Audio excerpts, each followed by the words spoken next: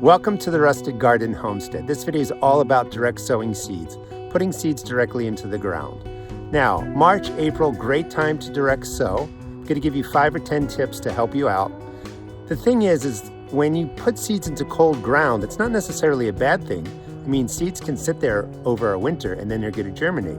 But if you put them in too early, they're just going to sit there. So maybe you think you're getting a great start to the season, you're getting your seeds out early, but they're taking 3, 4, 5 times longer to germinate than they might be if you're starting transplants in the house. So the first tip really focuses on soil temperature. Soil temperature is the first tip. You don't want to put things out too early because they're just sitting in the ground and you can really be waiting 4 weeks, 6 weeks, 8 weeks for seeds to germinate. Remember, you can put seeds out in the fall, they overwinter, and then they sprout. You're really looking for temperatures to be, and then we're talking the top 2 inches of the soil. I'll put Celsius up on the screen in a second.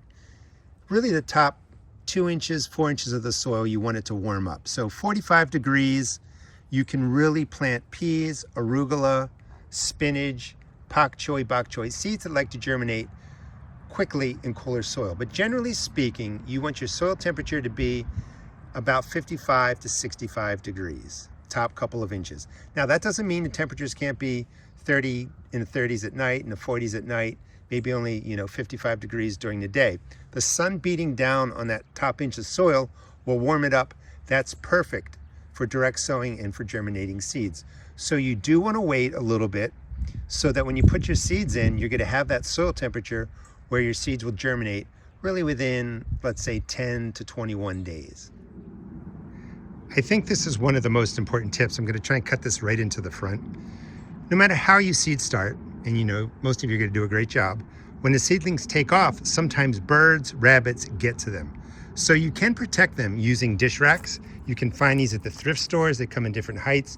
They're not really expensive. Right in here I have red romaine.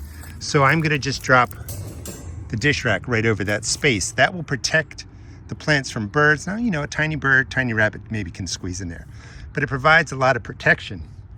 Once the lettuce is tall enough to reach the top of this cage, I can take it off. Most animals are going to leave it alone. You can come over to this side, and this is just chicken wire. And I just bunch it up on the end like that, and it really kind of creates a poof. I don't know what else to call it.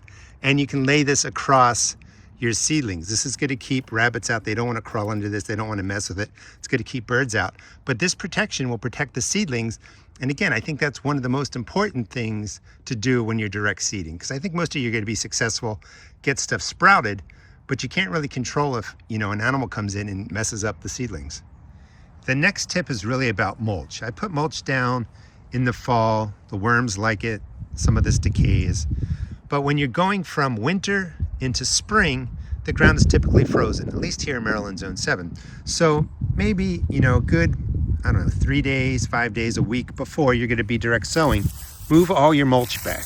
You can even see there's a worm right down there. There's another one. So they do love the mulch, and they come up and they eat it, and they help fertilize your soil. But to get ready for direct sowing, you want to pull back the mulch, expose the surface to the sunlight, and that's going to warm this soil up to the temperature range I was talking about in the first tip. So move the mulch back. The other thing too, and I'm going to treat this like this is your first time, in the garden, you never want to put seeds directly into mulch. They're not going to do well. And you also don't want to kind of just mix this up a little bit into the top of the soil and direct seed into this. You want to be going into nice soil, something that doesn't have a lot of mulch mixed into it, and we'll talk more about that. Next tips really focus on prepping the growing area. Maybe you fertilized great last year, everything's good to go. You're just going to move the mulch back, and then we would loosen this up and we would direct seed. Maybe you feel like you need some more fertilizer. Any organic granular works, not a lot, just sprinkle it down just like this across the top.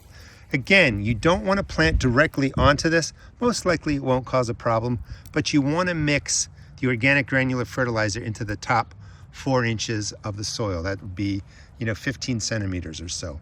The other thing is sometimes people like to put down compost, and putting down a good inch, 2 inches of compost across the top is great. If it's fully broken down, that means it's been sitting around on your property for a good year, it's fully decomposed, you can actually plant right into that. I still recommend mixing it into there. But if you're buying bagged manures or you're buying bagged compost, it's not regulated. And that stuff often isn't fully broken down. So people put down the manure, the compost from bags, they mix it into the soil, they direct seed, and then the plants grow, then they kind of get stunted, they stop growing, they look yellow. That's because those manures and those composts weren't fully decayed.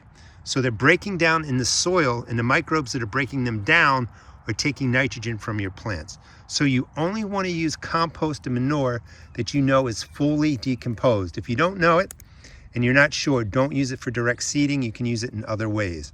So once you have the soil exposed, it's to the, close to the right temperature. Maybe you put down some organic granular fertilizer. You just want to get in and loosen the soil to a good 4 inches, 15 centimeters. Now, the key here is you're just prepping the area for the seeds to go in. And one mistake that people make is they leave it like this. That's loose, but the looser the soil is sometimes, the quicker it dries out.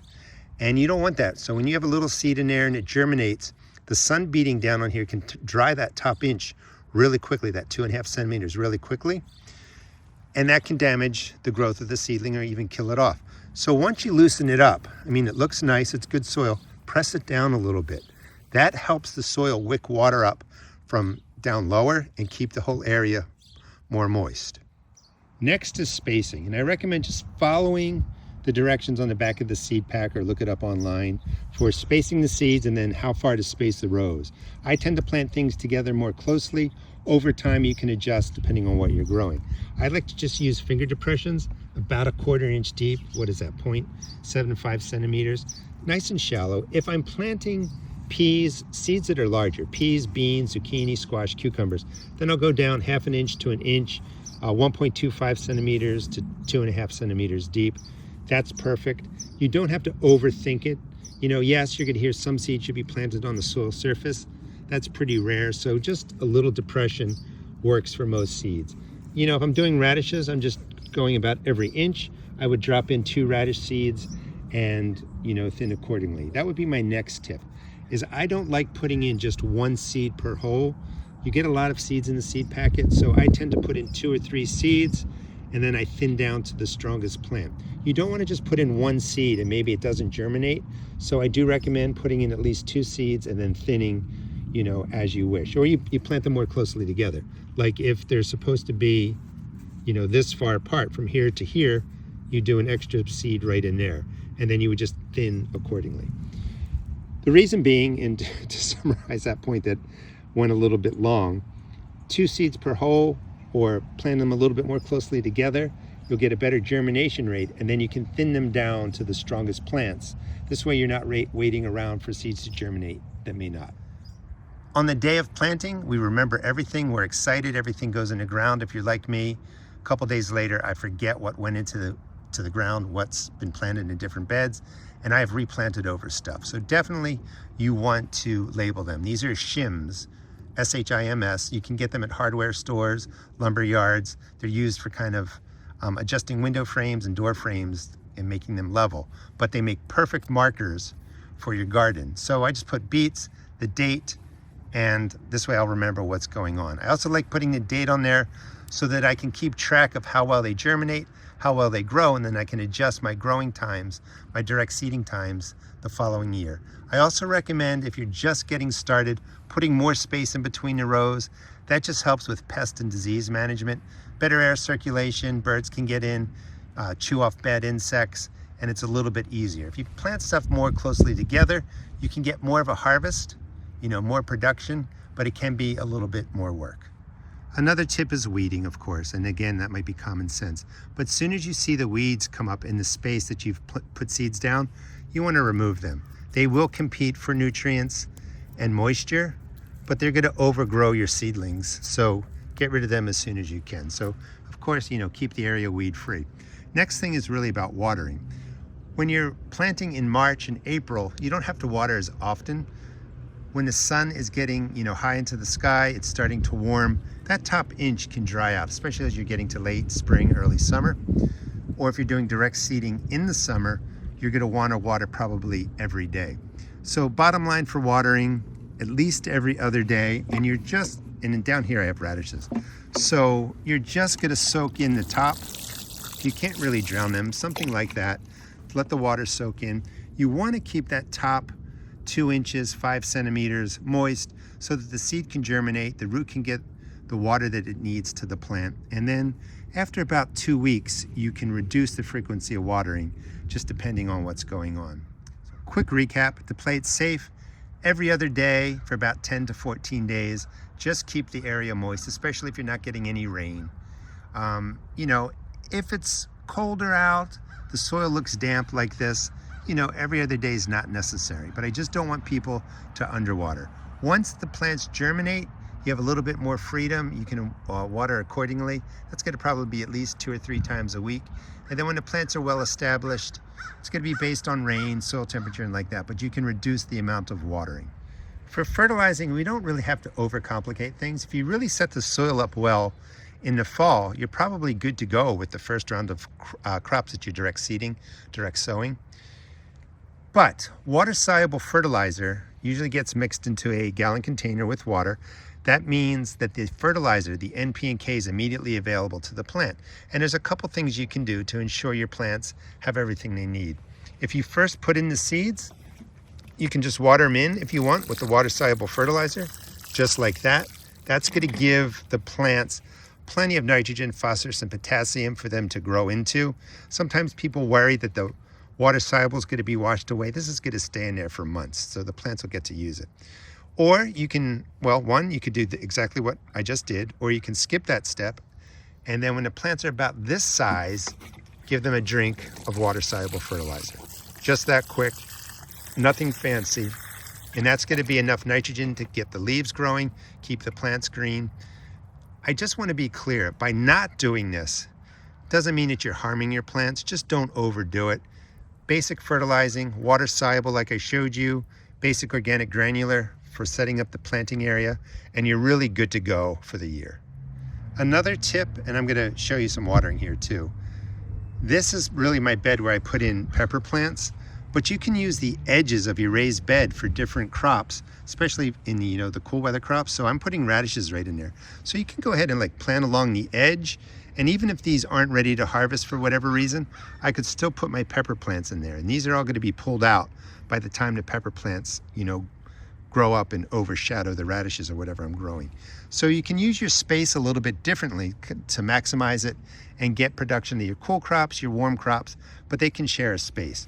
So these were put in on March 4th.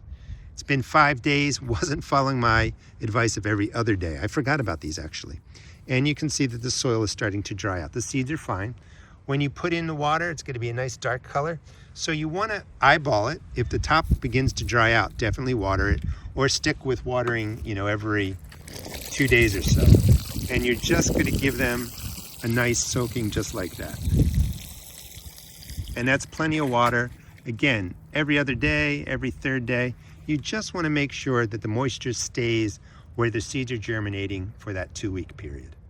And then the final tip, and it's not always possible, I have a very large garden, but I tend to put all of my seeds that I'm direct sowing close together so that I'm not, popping seeds around all over my entire garden.